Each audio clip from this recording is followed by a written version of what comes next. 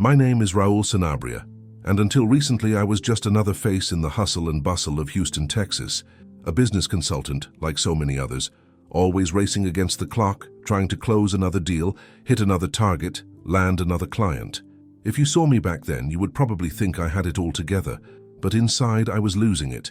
I was born in San Juan, Puerto Rico, and grew up surrounded by palm trees and the salty smell of the sea. My father, Santiago, was my hero, a strong, resilient man who faced life with courage and unwavering faith. He believed in a just but severe God, a God who demanded obedience and punished wrongdoing with a firm hand. This vision of faith left a deep impression on my childhood. I grew up afraid of making mistakes, afraid of God, and no matter how hard I tried to please Him, I always felt that I wasn't enough. Over time, this rigidity distanced my heart from spirituality. As a teenager, I began to question everything. Faith became something distant, almost strange. Religion was left behind, like a book that we leave gathering dust on the shelf. I became a practical, rational, skeptical man. I believed only in what I could see, touch, and measure. When I moved to the United States in search of a better career, this mindset only grew stronger. Houston was a vibrant city full of opportunities, and I was determined to succeed. I threw myself into my work with everything I had. My days were filled with meetings, spreadsheets, strategies, and deadlines. I barely had time to eat properly, let alone reflect on my life or look within. Little by little, without even realizing it, I drifted away from the things that truly mattered: my family, my values, and most of all, my soul. But then, something completely unexpected happened, and in that moment, everything changed. It was a typical Houston morning.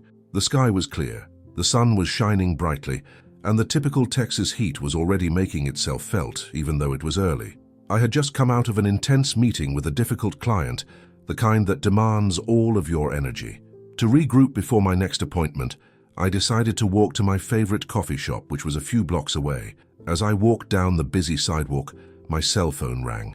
It was from one of my biggest clients, the kind of call you can't ignore. I answered it immediately, focused on not letting a single word slip out. In that moment, the world around me ceased to exist. My entire focus was on the voice on the other end of the line. That's when it all happened. Suddenly, a loud noise, like a crash, pulled me out of the conversation. It was as if something heavy had been plucked from the sky. I looked up instinctively, and in a matter of milliseconds, I saw a huge wooden plank falling from the top of a building under construction. There was no time to run, not even to scream, not even to think about. The impact was straight to my head. The pain, oh my God, the pain was indescribable. It was like lightning had struck me, splitting my skull in half. I felt my legs give out, my vision go black, and the world spin violently before I fell headlong onto the sidewalk. My phone flew out of my hand, shattering on the ground, and the voices around me faded to distant echoes.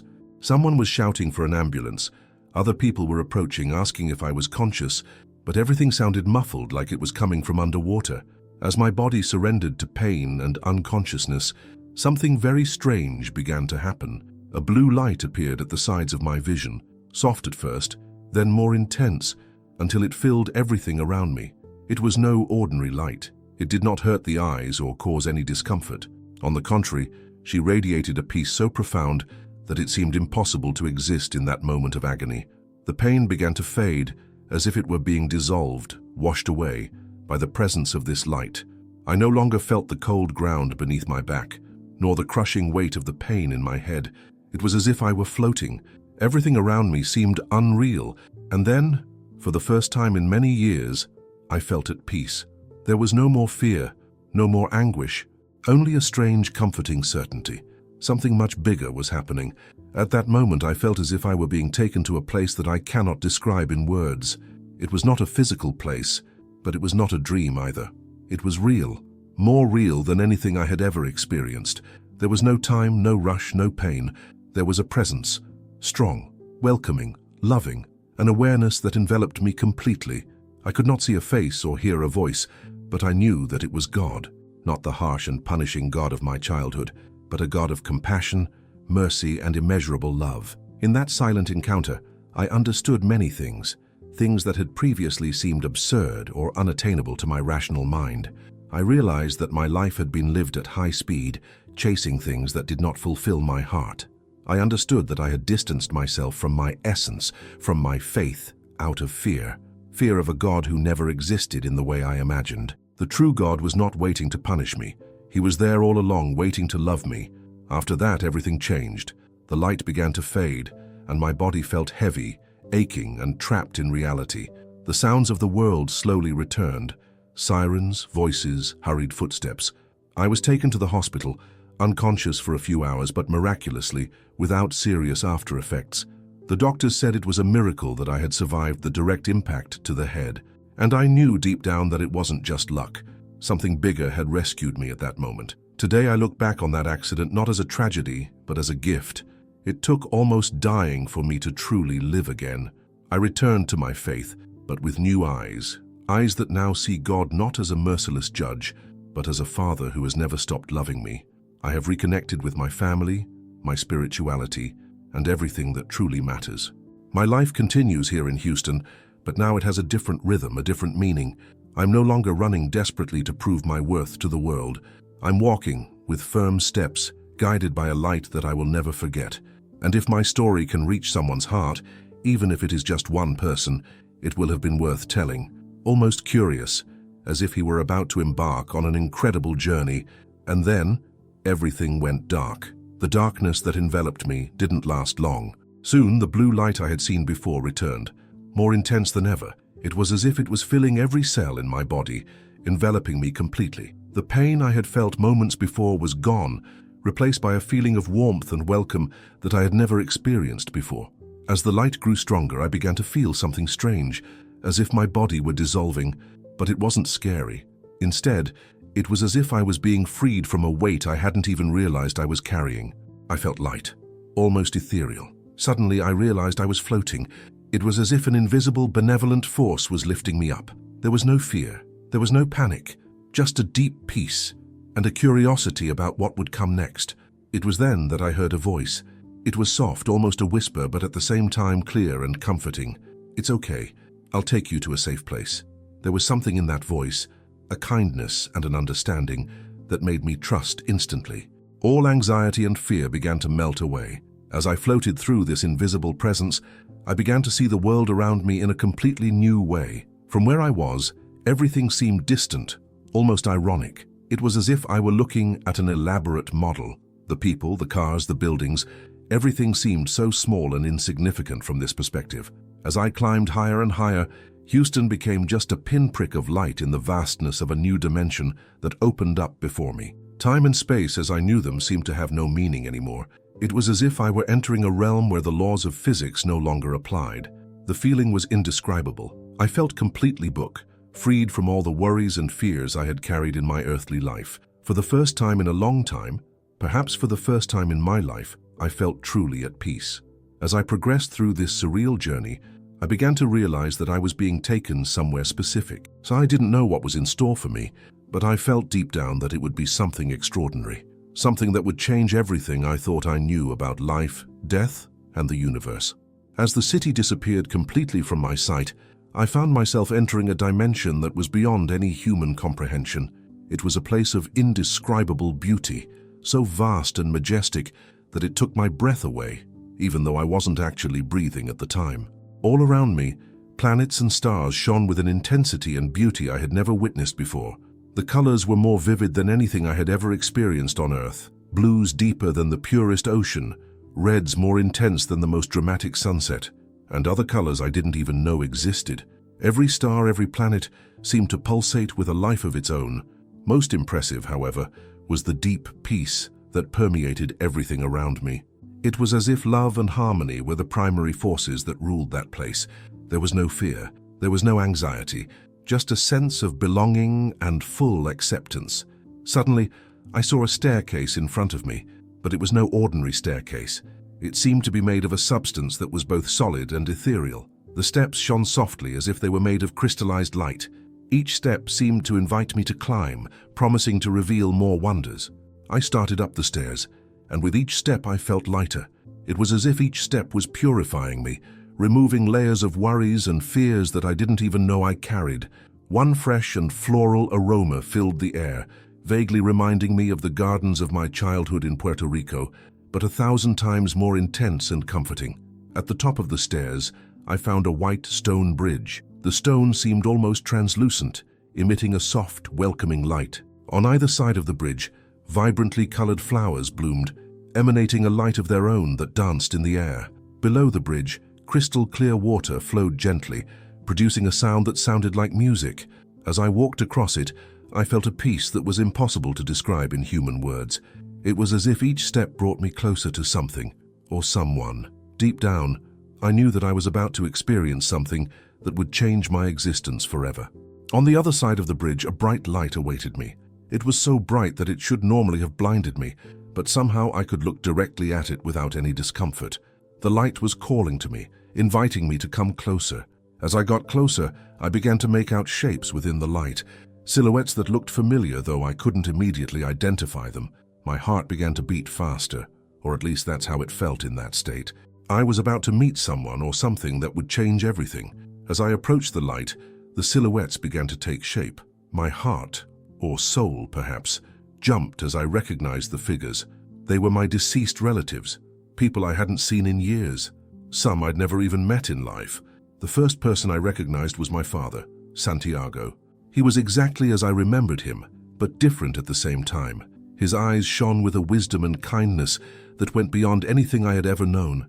He smiled at me, a smile full of love and acceptance that warmed my entire being. Beside him, I saw my paternal grandmother, who had passed away when I was still a child. She looked much younger than in the photos I had seen.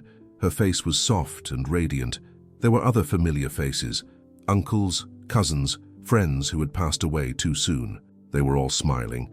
Their eyes were full of love and understanding. Without a second thought, I ran toward my father. All the distance that death had placed between us disappeared in an instant. When I embraced him, I felt a joy I hadn't experienced since his departure, an embrace that transcended the physical, as if our souls were merging.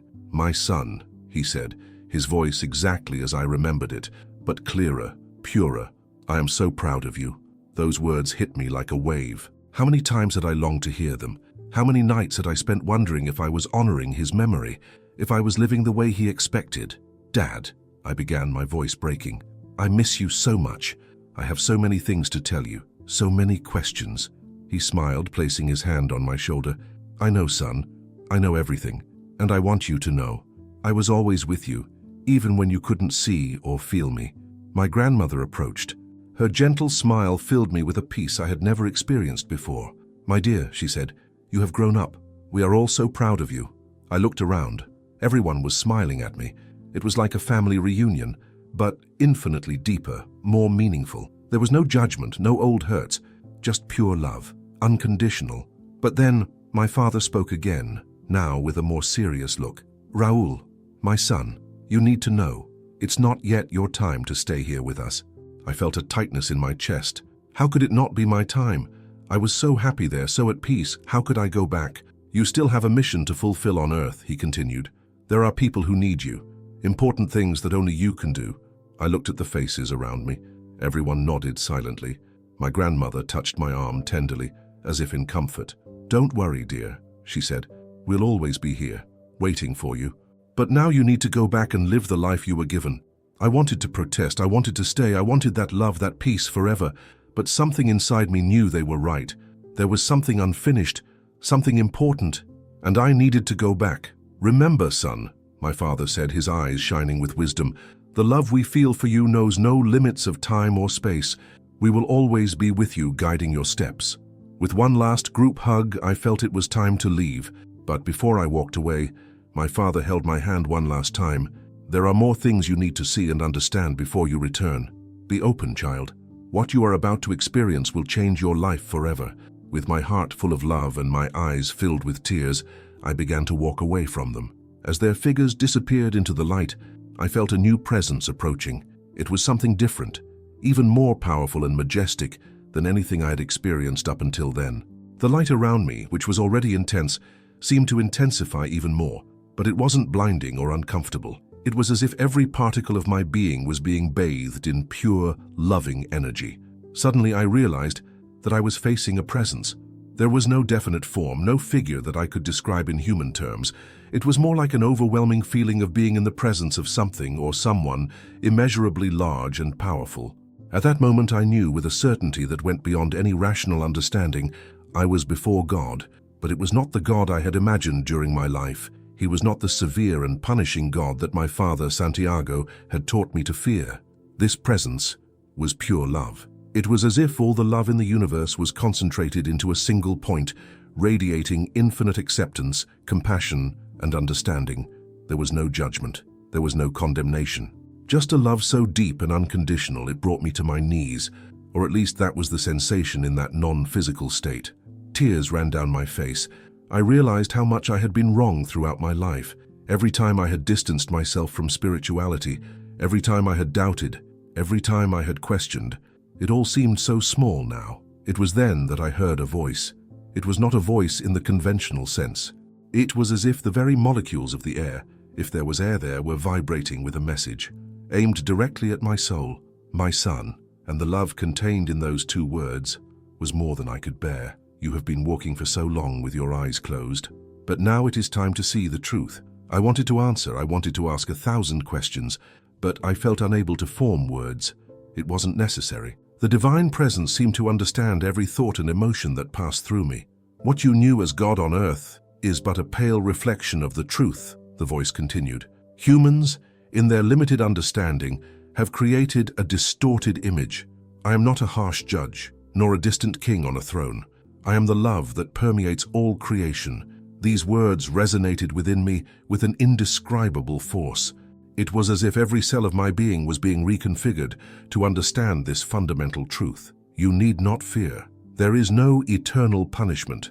There is no condemnation. There is only love, learning, and growth. Each soul, in its own time, finds its way back home. I felt overloaded, deconstructed, and at the same time whole. My entire belief system, everything I thought I knew about God and spirituality, was being completely transformed. Era scary and liberator. But then I finally managed to form a coherent thought. Why is there so much suffering in the world? Why do bad things happen if God is love? The answer did not come in words. It came as a deep understanding, which invaded every part of my being.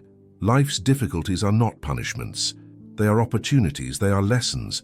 They are ways to grow, to learn, to become stronger and wiser.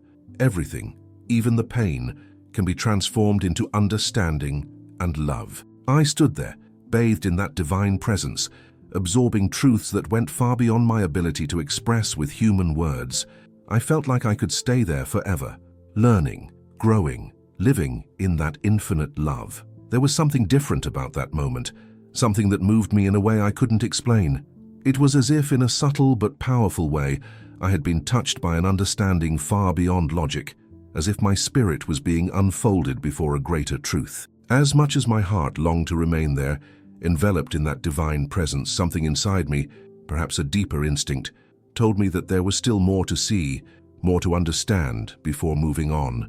Reluctantly, I took a step back, away from that glow that was not light as we know it, but something more. A vibration, a living essence that permeated everything. That presence, which I knew to be God, still hovered around me, but more distantly now, and I walked, or perhaps floated, with my mind in a whirlwind, trying to process everything I had just experienced. Nothing would be the same again, nothing. It was then that I realized I was no longer alone. A new figure appeared before me. Its outline was clearer than anything I had seen before. It did not have the fluid, intangible form of the beings of light that had revealed themselves as my familiars, nor the overwhelming magnitude of God's presence. This figure was human, and even before I saw it up close, I felt something inexplicable take hold of me. An inner certainty, a recognition that came not from my eyes, but from my soul. As he got closer, my heart raced. I had never seen this man before, but at the same time, it was as if I had known him forever. When his eyes met mine, everything around me seemed to stop. His eyes, they were such a deep brown that they seemed to contain the entire universe, and there was something in them that pierced me completely. Absolute compassion, love without measure, and an understanding so pure that it dismantled me inside. He smiled, and with that smile I felt as if the universe itself was smiling at me. "Raoul," he said, and his voice was like music, soft and firm, gentle and powerful, all at the same time. Don't be afraid. I'm here to help you understand. I wanted to kneel down. I wanted to throw myself on the ground and cry, so much emotion was taking over me. But before I could do anything, he reached out and placed his hand lightly on my shoulder. The simple touch was like a hug from heaven. There is no need for that, he said. We are all on the same level here. We are all children of the same Father.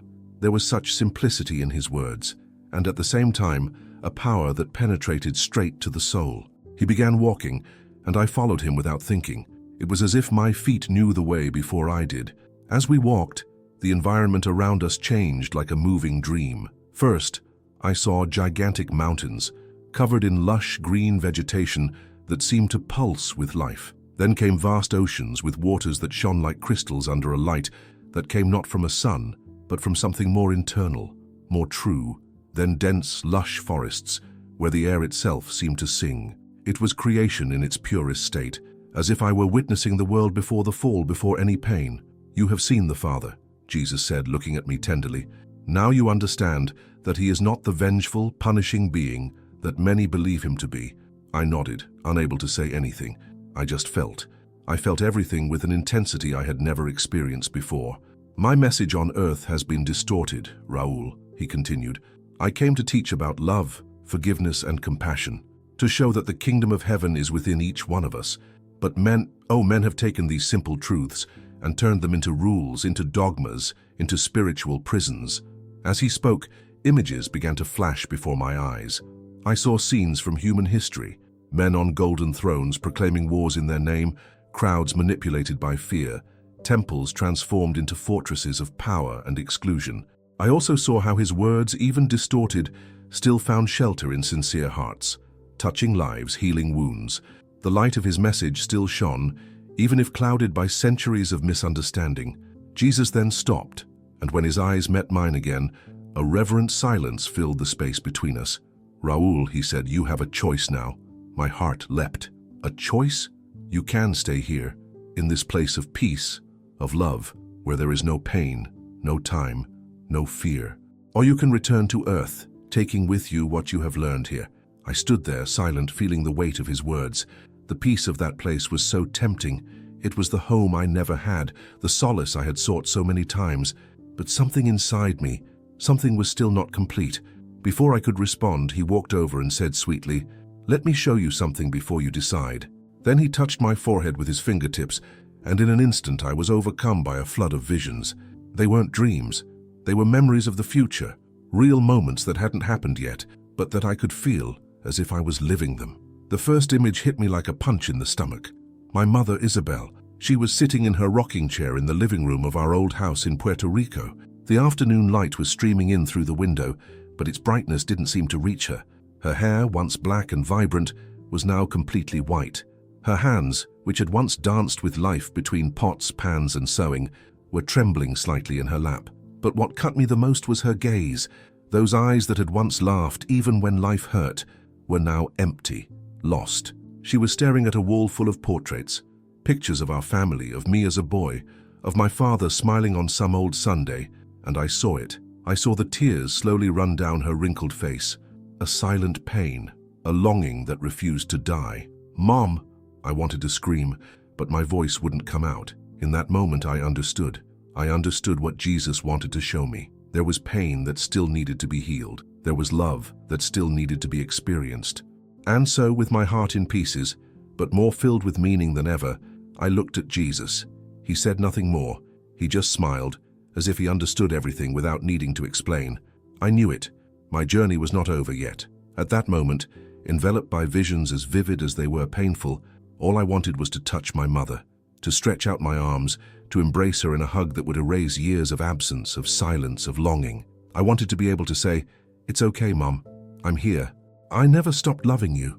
But I couldn't. There was no body, no voice, just that immense longing tearing through my chest, if that's what you can call what you feel in an out-of-body state.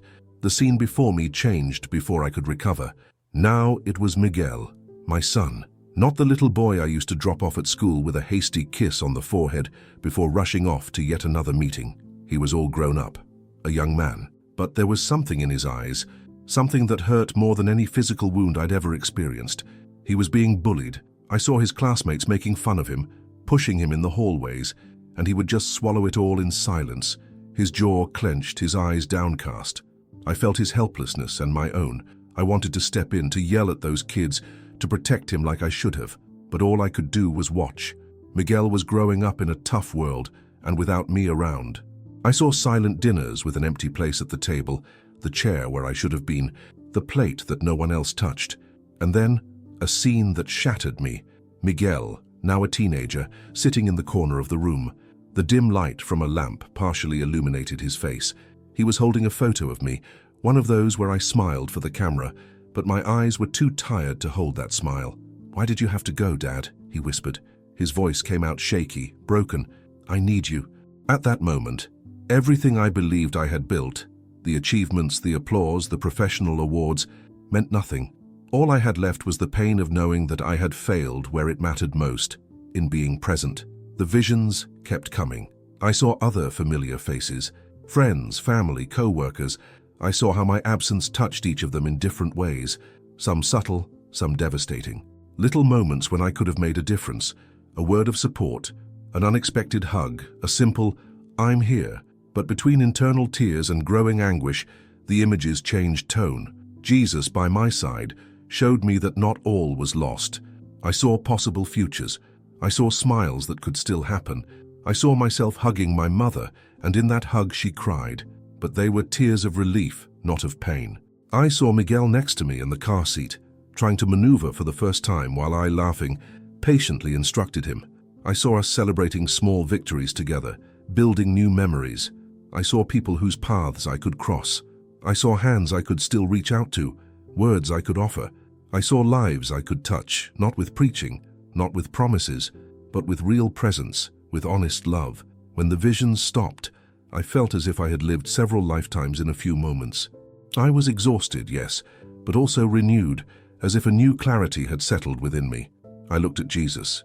He stood there, unwavering, his eyes radiant with a tenderness that did not judge, only understanding. "Now you understand," he said softly. "Your journey on earth is not over yet. There is so much you can still do, so many lives you can touch." I tried to respond, but the words got lost in my throat. All I could do was nod, fighting back overwhelming emotion. The magnitude of what my absence would do, and the good my presence could still accomplish, was too great to express. Jesus approached once more. "But remember," he said, his tone more serious now, "if you choose to go back, it won't be easy. There will be pain, doubts. You will have to carry the weight of what you saw, what you learned here. Not everyone will understand. Not everyone will believe." I took a deep breath, or at least I felt like I did, even in that non-physical state. The decision was made. "I want to go back," I declared, my voice firm despite the lump in my throat. "I have to go back for my mother, for my son, for all those I can still reach." Jesus smiled. It was a smile full of light, of approval, of unconditional love. "You made a brave choice, Raul.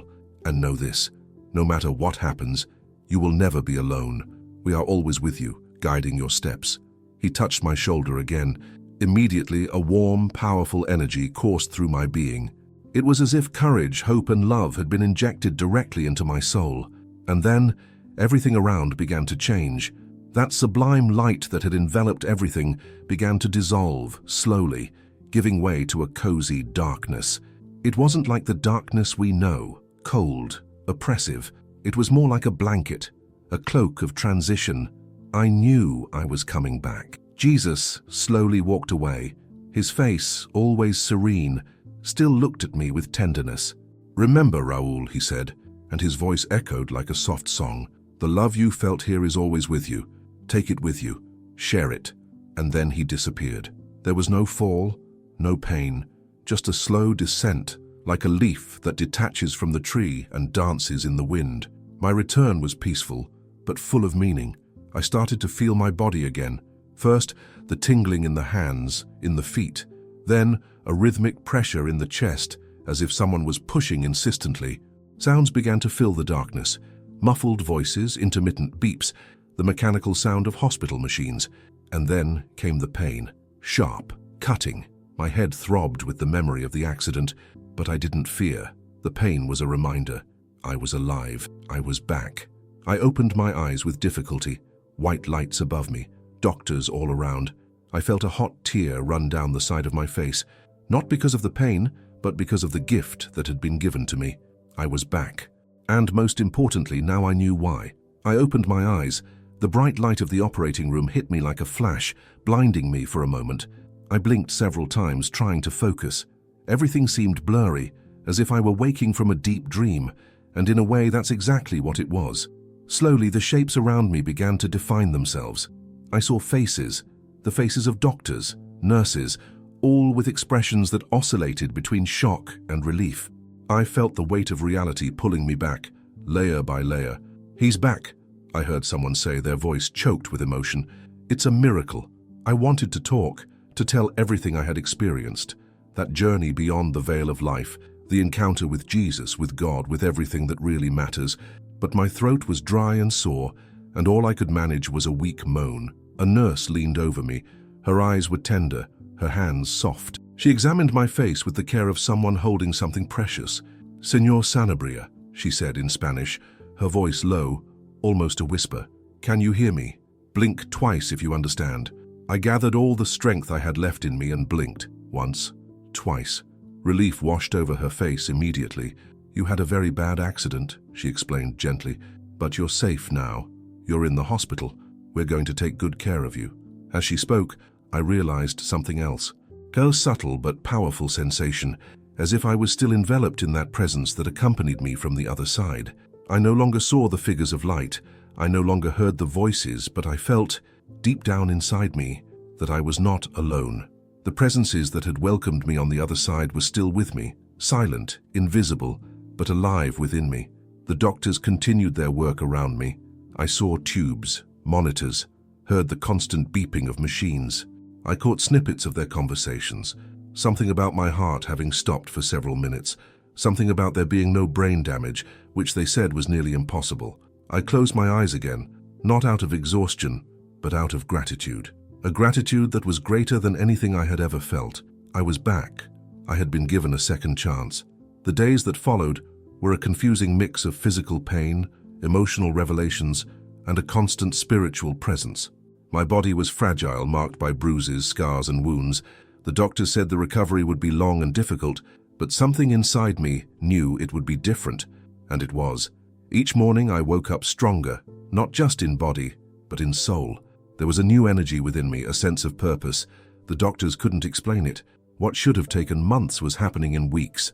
The severe head trauma they'd seen in the first scans seemed to be healing at an unusually rapid rate.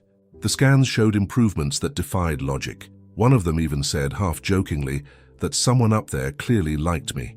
But I knew it was no joke. I had been touched by the sacred, and that touch was now a part of me. Over time, I began to reflect deeply on everything I had experienced. With each new day, I saw the world with different eyes. The morning breeze coming through the hospital room window, the smell of coffee brewing in the ward, even the distant sound of ambulances, everything seemed more alive, more meaningful. Before, my life was a blind race for recognition, status, professional success. Now all of that seemed so small, so far away. I realized that I had neglected what really mattered: love, family, time that never comes back. My mother, Isabel, came from Puerto Rico as soon as she heard about the accident. When she walked into the room, her eyes full of tears and her hands shaking, something broke inside me and something new was born. She cared for me the way she had when I was a child, arranging my pillows, pouring me soup with her own hands. I had spent years not giving her the attention she deserved. Always busy, always in a hurry, I promised myself, right then and there, that this would change, that she would never again feel my absence the way she did. Miguel was there for me too. Seeing my son at his bedside with red eyes and barely concealed fear broke me, but it also strengthened me. For the first time, I saw the depth of the responsibility I carry as a father. He didn't just need a provider. He needed me, my time, my affection, my real presence. In that room, amidst wires and machines, I silently swore that I would never stop being by his side, that I would be the father he deserved. But the most profound transformation was spiritual. The God I met on the other side was not the stern, distant being I had been taught to fear. He did not sit on thrones or demand sacrifices. He was pure light, pure love, a father, in the truest sense of the word. This new understanding changed everything within me. It brought a peace I had never experienced, not even in the best days of my former life. I began to reconnect with the divine, but in a more authentic way. Not through mechanical rituals, nor out of fear of punishment, but out of a desire for communion. Meditation became a sacred moment in my day. Prayer, a living conversation with the invisible. I began to see God in the little things, in the gaze of a nurse, in the patience of a physiotherapist, in Miguel's smile when he laughed at my unfunny jokes. Sharing my experience with friends and family, however, brought its own challenges. Not everyone understood. Some listened in respectful silence, others with a skeptical smile. Some said it was all the effects of medication or a hallucination caused by the trauma, and I understood. How could I explain the inexplicable? But I didn't care. I didn't need them to believe. What I experienced was engraved in my soul. It was more real than anything I had ever touched. Now my mission is simple, but immense. To live with purpose, love with intention, be present fully. Carry with me the light I saw and share it with the world, one gesture at a time. I'm back, and I'll never be the same again. Not everyone believed me. Some listened to my story with a kind but skeptical smile. Others looked away, uncomfortable, as if my experience challenged something they preferred not to question. And there were those who suggested politely that everything I had experienced might simply be the product of a traumatized brain or the medications that kept me alive. But none of that bothered me. Not at all, because I knew with a certainty that did not depend on logic or the validation of others that what I had experienced was real. It was more real than anything I had ever touched, heard, or tasted in this world. The truth was there, steady, silent, pulsing inside me like a new heartbeat, and that was what mattered. He had come back for a reason, and now it was time to honor that. The first decision I made after my recovery was simple but life-changing. I needed to serve. I needed to give back to the world the love I had received. I began volunteering at a hospital in my city. It was there, in the quiet hallways and rooms where life sometimes borders on the end, that I found a new mission. I sat next to terminally ill patients, people who, like me, were facing the great mystery. I held their hands. I listened to their stories. And when I felt the moment was right, I shared a little of my own. He didn't tell us everything. He only told us what was necessary. He spoke about the peace that awaits us, about the unconditional love that exists on the other side, about the light that doesn't judge but only welcomes us. He spoke with humility, without the intention of convincing anyone, and yet I saw silent tears flow from faces that seemed hardened by pain. I saw shy smiles appear where before there had been only fear. I saw hope, even in the final moments. With each visit, it was as if I was healing a little more too. My relationship with work has also changed. Before, I was caught up in an insatiable race for goals, bonuses, and recognition. Now, I began to see my work environment as a platform for something bigger. I no longer wanted to just win. I wanted to serve. We launched new social projects in the company, programs to help underprivileged communities, partnerships with NGOs, and encouragement of volunteering among employees. The company began to transform from the inside out. My colleagues noticed the change in me. Some approached me, curious, others were inspired, and that made me happy, not because of ego, but because I knew that the light on the other side was finding new ways to shine here. I also began to reconnect with old friends. I repaired bonds that I had broken through pride or negligence. I apologized, I hugged. I relearned how to listen carefully, how to look people in the eye, how to be present, truly. Each new day became a gift, something sacred. I, who had previously passed the hours almost like a programmed robot, now found beauty in everything. In the sound of the rain hitting the roof, in the smell of freshly brewed coffee, in the smile of the building's doorman. The world had not changed. I was the one who had been transformed, and so the world for me had become new. My faith has also changed. Before it was fragile, based on fear and obligation. Today my spirituality is alive, intimate, sincere. For me, God is not distant. He is in everything. He is in the tenderness of my mother, in the laughter of my son, in the silence of the dawn. He is in me, in you, in all of us. Prayer, which was once an almost automatic ritual, has become a real conversation, a daily reunion with that love that enveloped me on the other side. I meditate, I breathe, I give thanks. Every day. Of course, I still face challenges. Life continues with its ups and downs. There are difficult days, unexpected pains, deep tiredness, but now I know that I am not alone. I know that there is a greater force guiding me, protecting me. And more than that, I know that even the difficulties are part of the path, a path that I now walk with purpose. I carry with me the certainty that love is the essence of everything. It is what we are. It is what I saw, what I felt, what saved me. This near-death experience wasn't just a turning point in my life. It was a rebirth, a revelation, a divine reminder that we are here to love, to care for each other, to make the world a lighter place, even if it's just around us. Today I see the world with new eyes. Eyes that seek beauty even in the dark corners. Eyes that recognize that every person who crosses my path is fighting an invisible battle. Eyes that do not judge, but welcome. That do not rush, but linger on what matters. And that's why I share my story. Not to exalt myself, but in the hope that somehow it touches you, that it ignites a spark, that it awakens a feeling, that it reminds you that every day is a gift, that every person around you is an opportunity to love, that the time we have is short, but it can be full. This is my story, a story of death and rebirth, of fear that was transformed into love, of doubt that blossomed into faith, of absence that became presence. And if it touched your heart in any way, then it was worth it. Live with love, with gratitude, with purpose, because in the end, that's all that really matters.